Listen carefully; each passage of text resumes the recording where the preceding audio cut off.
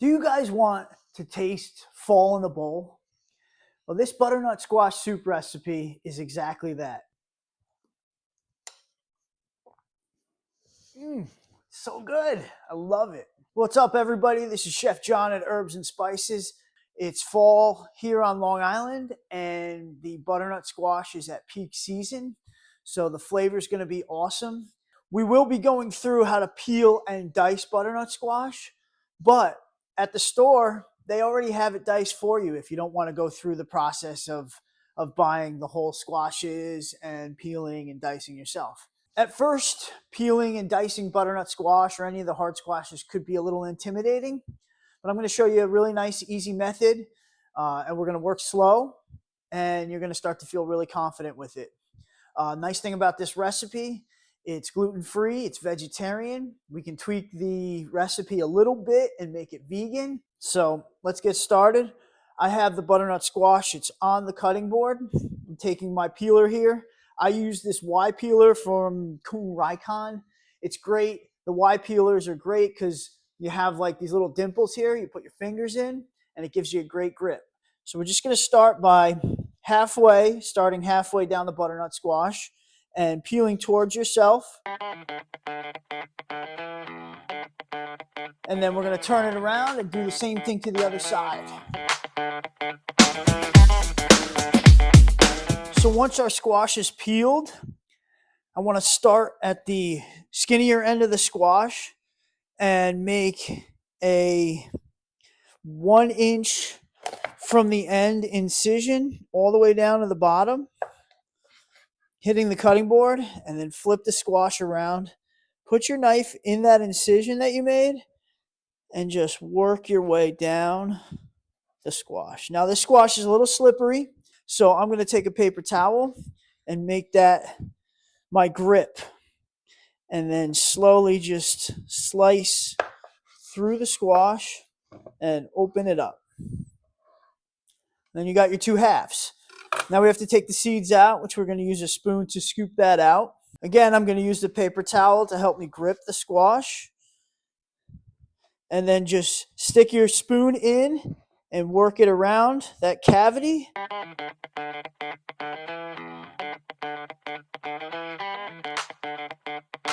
Next thing we're going to do is take the end off the squash and then cut slices about 1 inch thick all the way down.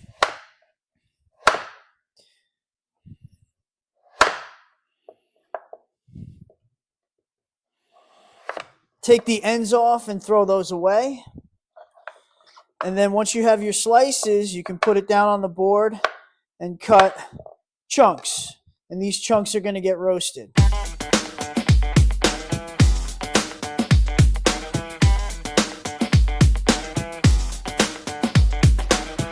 Now that you've gone through the peeling and dicing process of the squash, we're going to take a little bit of oil. I use avocado, but you can use canola, soybean. Olive oil I wouldn't necessarily recommend since we're going to be cooking it in a 400-degree oven, which is a little bit higher heat, which is generally not friendly for olive oil. But just put the oil on, lightly toss it, and then we'll just put it right in our oven. So our butternut squash has been roasting for about an hour at 400 degrees. I'm going to take it out. I did move it around a little bit halfway through the cooking process. So let's take a look. Got ourselves some nice color on the squash. It's fully cooked. You can kind of break it apart with the tongs. So now that the squash is roasted really nicely, we can get started on the rest of the soup. We're going to take 1 medium onion and slice it thin. So all my ingredients are ready to go. The squash is roasted, the onions are cut. All of the other ingredients are here, all measured out. Got a pot on medium-high heat. Going to add about 2 tablespoons of oil to start sauteing the onions. We're not really looking for color right now. We just want to soften them up a little bit. We're going to be adding sherry wine, which will give us a lot of that caramelization flavor. Plus the squash has been roasted. So this is more to soften the onions. And we're going to add the sherry wine once they're nice and soft. It's a couple minutes. So you can move them around a little bit more because we're really not looking to get a lot of color on them. And if you see color developing really quickly, just turn your pot down a little bit. It's been about 3 or 4 minutes. The onions are really soft now. You can see here, they've softened up. Now it's time to add the sherry wine.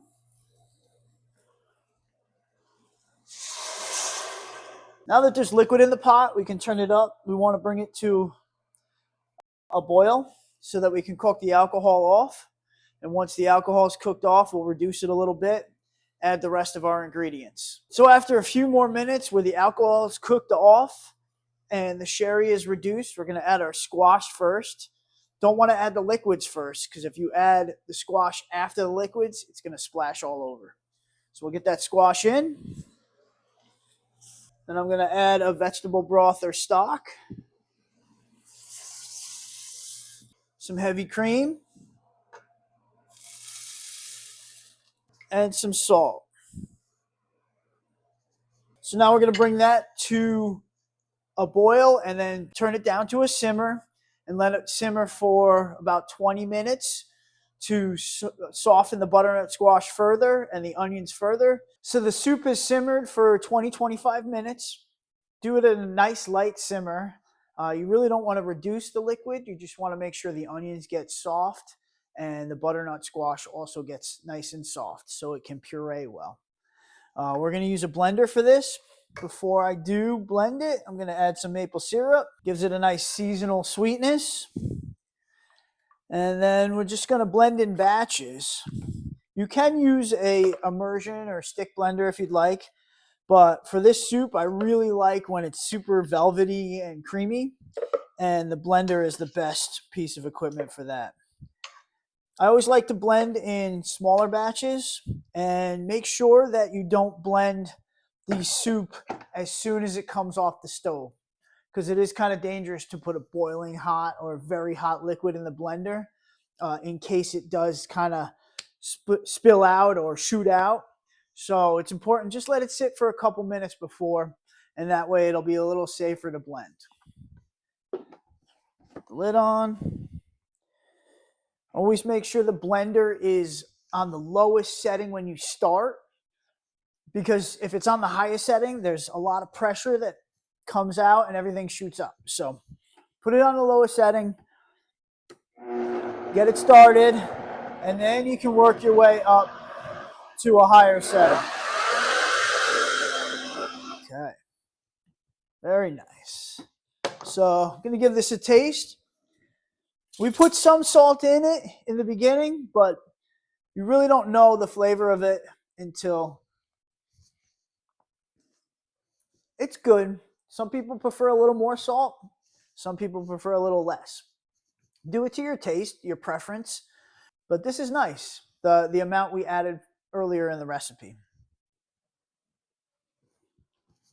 So now that all of our soup is blended, we can check the consistency. Sometimes some of the squashes have a little bit more starch and less sugar, and some have more sugar, less starch. The more starch in the squash, the thicker it's going to be.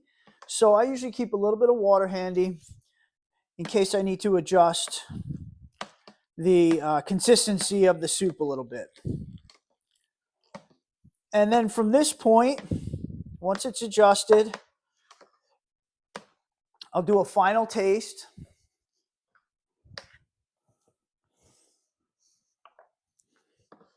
That's good. That's delicious. And from here, you can rewarm it on the stove and serve your guests or serve your family. Or we did make a nice big batch. Whenever we're making soups, definitely like to make bigger batches because, it is time consuming. So make it worth it and be able to enjoy it a few more times. So we'll cool it off and then pack it up. You can either freeze it or leave it in your fridge for another time. I'm Chef John at Urbs and Spices. Thank you so much. Have a wonderful day. And this is just